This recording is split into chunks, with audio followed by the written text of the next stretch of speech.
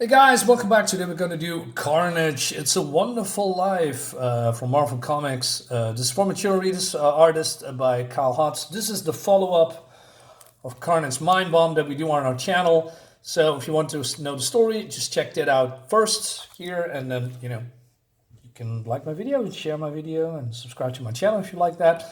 So this is more, you can say it a two-parter, maybe not. It's mostly one-shots, but it helps if you are reading this first because it has some throwbacks in what's happening here. Basically, Carnage is in prison in Ravencroft, and there was a doctor that has some experimental drugs that went wrong. Basically, the doctor went mad, and the people of Ravencroft put him down. The warden is the son of John J. Jameson. You know them as the guy that hates Spider-Man, that's, run the Daily Bugle, and what John Jameson, that's the name, I guess, of the son, has a secret himself, but he's basically more like, it's not really a bodyguard, but, helps to keep things in place, I guess. Anyway, so we see this crazy stuff here that Cassidy is talking a lot, try to get out, but he cannot, and and all these pipes, everybody can hear what he is saying, and he's yapping all the time, right?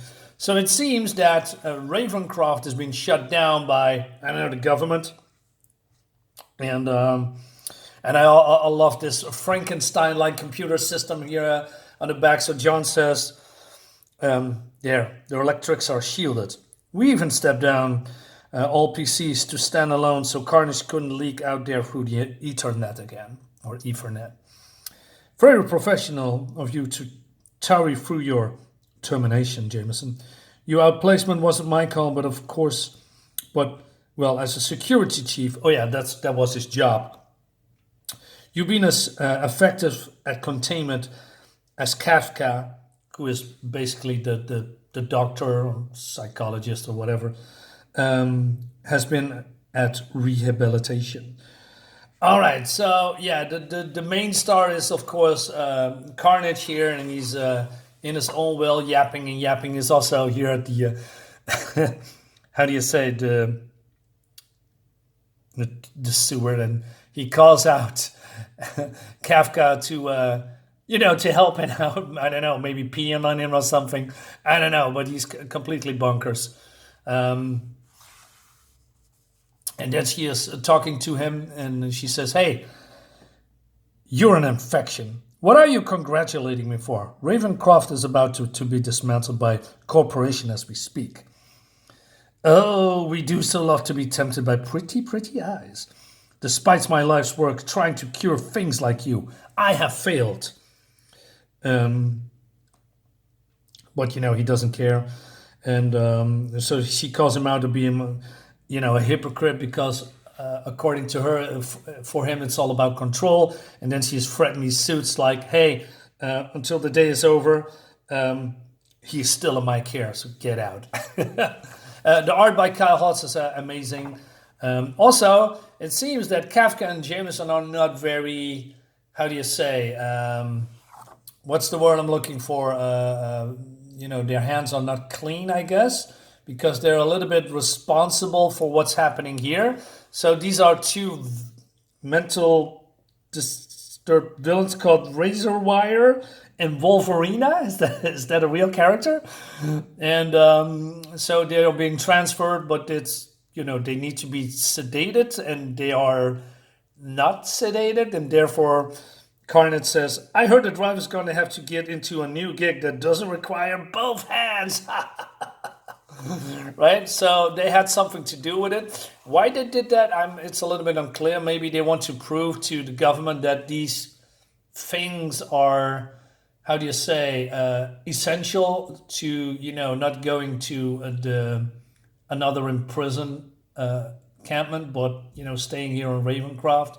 Basically try to secure their own jobs, but that's a gamble. But yeah, that was funny. Also, look at this. So he says, like us, you know, murder is nothing less than a mankind's last frontier. Yeah, you talk about moral, doctor, but you act just like the bad old company. You know, morality is smoke to comfort mediocre little people who never accomplish anything original. Wolverina and Razorwire. Now, that is original. Say, you can get us a dupe of the video from the fam security cam. Don't worry, lips are sealed. Our little secret between us hypocrites and control freaks. Anyway, so they're going outside and then, in the rain, right?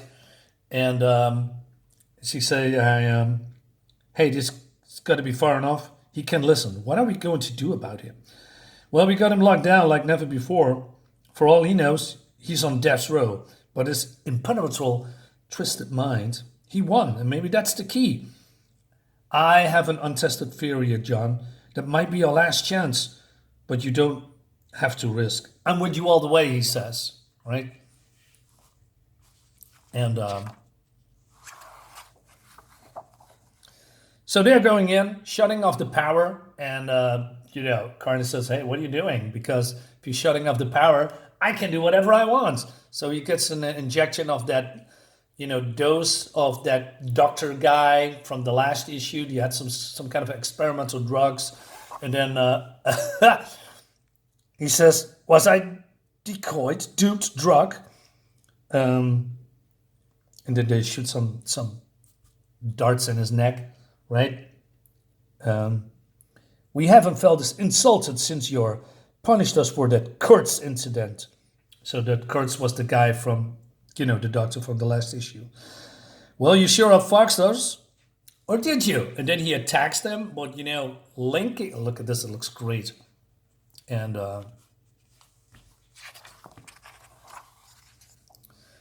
so it seems that they are, in his mind now because of some kind of a connection. And this is basically his world. Well, Carnage, lives his fantasies about killing Spider-Man, right? 1,000 times, and we all just bodies and intestines, and right, because Spider-Man is his obsession. And Kafka says, well, don't touch anything. I mean, it could do harm to our bodies. But there's something on in this mindscape because John is now really getting pissed off, and he wants to challenge Carnage, right? But Carnage is basically ignoring him, fighting himself for fun, and then killing himself, and then grouping together, and then do it all over again. So it seems the landscape is still changing, and then he goes to a library, and Kafka says, "Well, you never had any interest in history. Why do it now?" Well, it seems that he likes to have interest in the warfare, like seizures and killing and maiming and the violence back in the day. And so the whole world now comes to life in his mind, and it's all soldiers from every time period fighting each other, killing each other, right? And he's having a blast. And so Kafka said, "John, just let it pass. Remember, he's assaulting us only mentally. No one's getting hurt back in the real world," right? But then John is going a little bit over the edge, and he says, "As you will, soldier, I take that weapon." We have also flying saucers. These guys from the 300 movie, I guess. So Kafka says, civilization, Cassidy, is the progression of knowledge, of thought, of reason, of healing. So she names a couple of, people that help the world. But then Carnage says, "Cassidy, Lovecraft, Manson, look around you, scum. Get a scorecard. History's just a story told by whoever clawed their way to the top of the carnage." And he shows, the atrocities that the people have done to the world, right? And, John is, like I said, he's going slowly off the end here. I love the visual style here from Carl Hotz while Carnage is doing his very crazy wild thing. And which reminds us, to be a real sport, there was something we wanted to tell JJ, Jonah Jameson, about his aggression thing. Can't believe the old pain. Now, a little bit of a spoiler. John Jameson is Man-Wolf. He was an astronaut, goes to the moon, I guess. I believe it was the moon. He found a jewel or a gem, and he turned himself into Man-Wolf, the Star God, or something like that. There was a whole thing around him, and I believe, but I'm not entirely sure. The gem was part of the blood gem that has Ulysses monster. Let's forget about that. But it seems that the stone touched a lot of people that transformed people into other heroes like Ulysses Bloodstone and villains and heroes alike. Anyway, so Kafka says, "Yeah, I'm feeling it too. I mean, what do we do here? Surrendering to our basic urges changes what we are? But all we have to do is escape. Let Carnage rule this bloodstained playground." And so John says, "No, we went with your idea. Now we go with mine." He says, "I feel better here." And you see him slowly transforming, and she's feeling it too. There's something happening to her as well. So he is turning a little bit into Man-Wolf, and she is seeing this motorcycle, and she's get on it. And Carnage is calling for Man-Wolf, and he says, "Don't listen to Kafka. What does she know about the throbbing, pampered thrill of her fresh kill? Besides, the boy's starting to come ripe on us. Come stalk me in a town just made for stalking, Necropolis." And "Brother, we are not afraid to bare our teeth. Good doggy, track me by that slaughterhouse cologne you love so much. Kafka will never feel this, no. Necropolis is the serial killer's dream town." But then Carnage just killed this faceless, not living person, I guess, to challenge him, sending him more way off to the deep. Because he says now you will need to give into your rage. And and that's exactly what's happening here, right? He says, it's not real. And then, he's turning into a real wolf now. Just wait till Doc Kafka gets an eyeful of you. Meanwhile, Kafka is driving somewhere away. She saw this body and sitting next to her. And she says, "So much for Cassidy's chaos. Murder everywhere. But there's never a threat to his mental status quo. So why does Cassidy need all this? Why does brutality push John into lycanthropy? Well, And she sees this young man. Cassidy taunted my intellect. Is that the forbidden power that will undo me, like John's rage? Can I stop thinking?" And she is also turning into something. But she knows what she has to do. Meanwhile, we have this beautiful visual postcard as she's diving into blood. And she says, "Oh, Carney." He's talking about death, murder, mayhem, and all that stuff. Putting his hands into these concrete blocks, on Hollywood Boulevard, having his own talk show, right? And he says, "Welcome to Man-Wolf and the Roach Doctor. All right."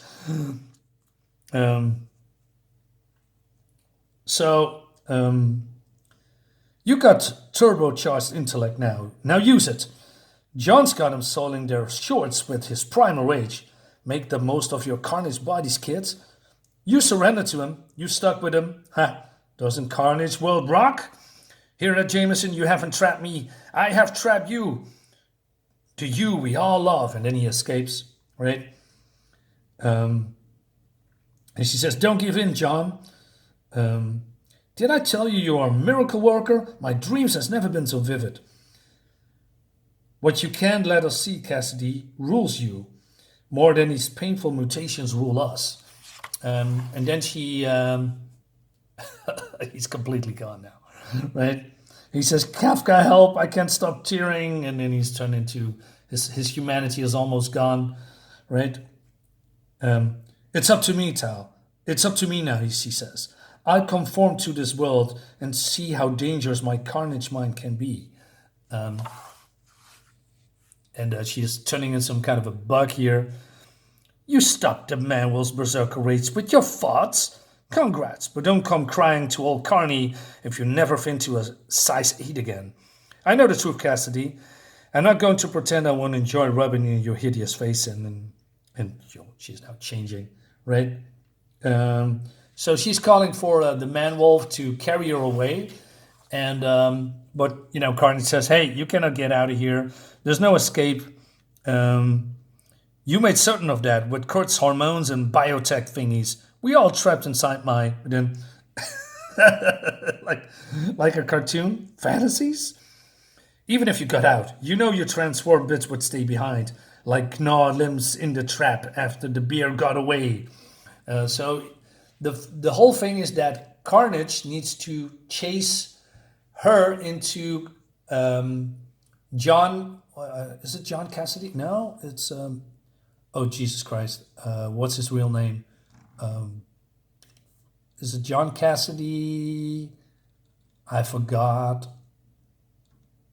Fuck. Anyway, but Cassidy, Cletus Cassidy. Yeah, that's the word. So this is Carnage world. This is Cletus Cassidy's memories, and we see something in the past that he was. I don't know. He has a girlfriend, and she wasn't happy that he dropped out of school. And he was depressed, and she doesn't know why he changed so much. And he says. And she says, goodbye, Cletus. I didn't change, you did. I never changed. Everybody changes on me, she says. John, you cannot comprehend any of this, can you? It's all right. I'm beginning to. Carnage can't allow this little piece of Cletus Cassidy to die. All right. And then we see parts of his past. Well, his dad is on death row or something.